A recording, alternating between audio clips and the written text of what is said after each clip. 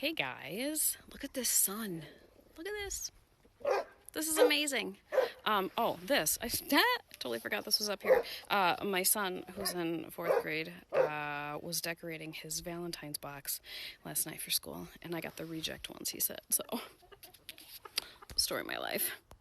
Anyway, I am doing like spring stuff here on the farm, and this is just so far beyond bizarre for me. Middle of February, UP of Michigan. We're normally just inundated with snow yet. So, spring stuff. Spring stuff. Where's the snow? Oh, a couple patches here. There you go. That's about it. So, yeah, very strange. I'm going to give you an idea here of what we do for poultry and chickens, because that's what I'm currently working with today. I'm going to show you what we do, how we do it. It's been a couple of years.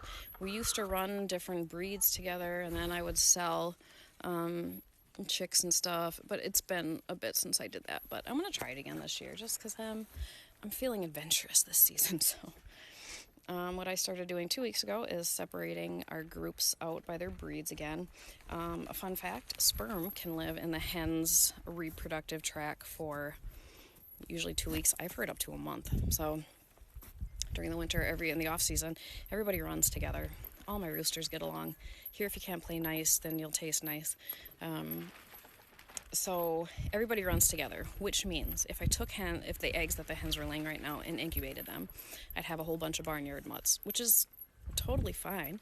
There's nothing wrong with that. But when you're trying to sell them, it's a problem. So like a month before I want to start getting my incubators turned on, I will go ahead and separate everybody out. So that's what I'm doing right now.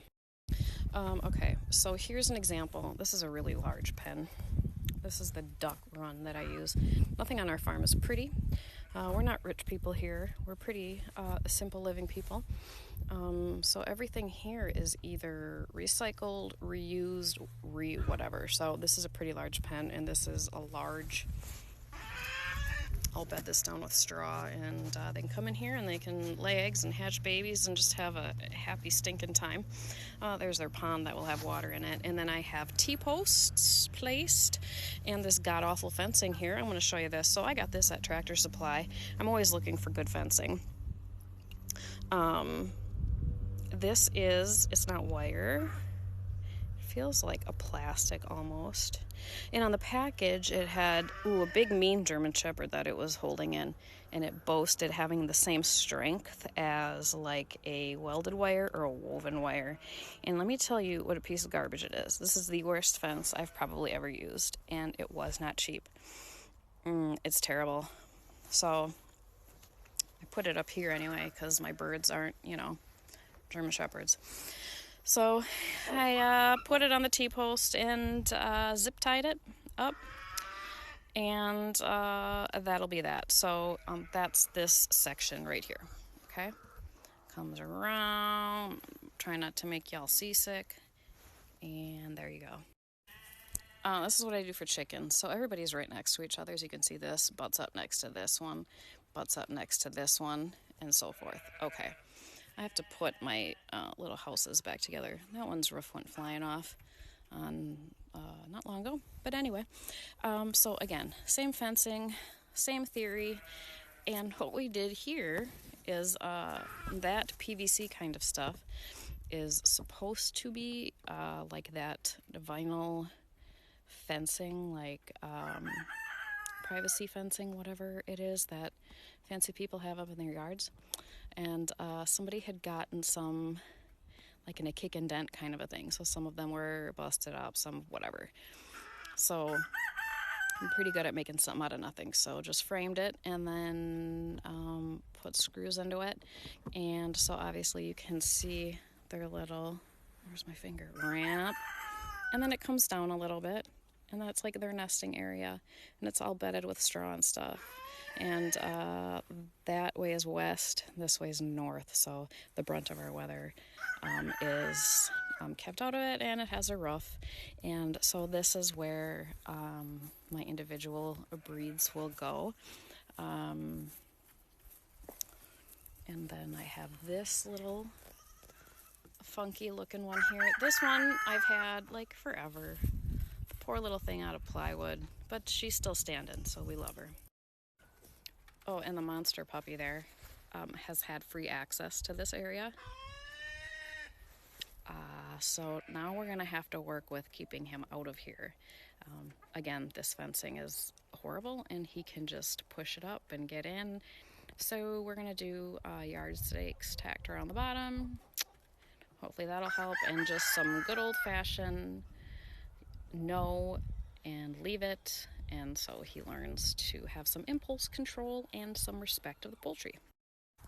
So that's what I'm running on today. I'm gonna finish, like I said, getting all this stuff finished, getting tacked up, the fencing. Get some straw for bedding and kind of go from there. We kind of got some odds and end chickens,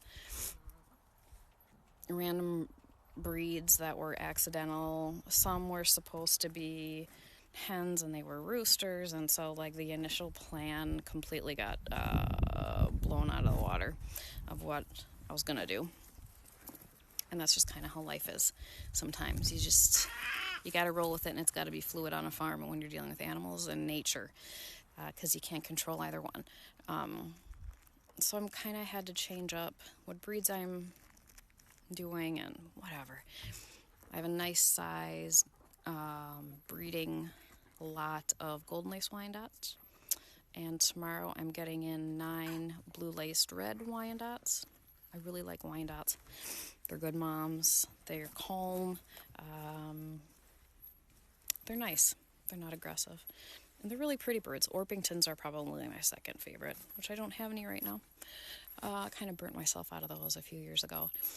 What else do I have that I'm rolling here? I've got some light Brahmas that I'd like to add some hens to my grouping. I got some Easter eggers. I have a rooster, and I have one hen coming tomorrow, and I need to definitely bolster that up, but those are usually a dime a dozen to find. And I think that's about it. Yes, leghorns. Leghorns. I have some of those that they're in this little pen for right now too, until I get that enclosure finished up today, and then they'll get to be moved into bigger and more exciting areas. So yeah, just wanted to talk chickens a little bit today, because chickens is not something that not something I do a whole lot. Like I said, I haven't been really into them the last couple of years. Kind of got out of it. Other things took a little bit more precedent, but we'll try it again.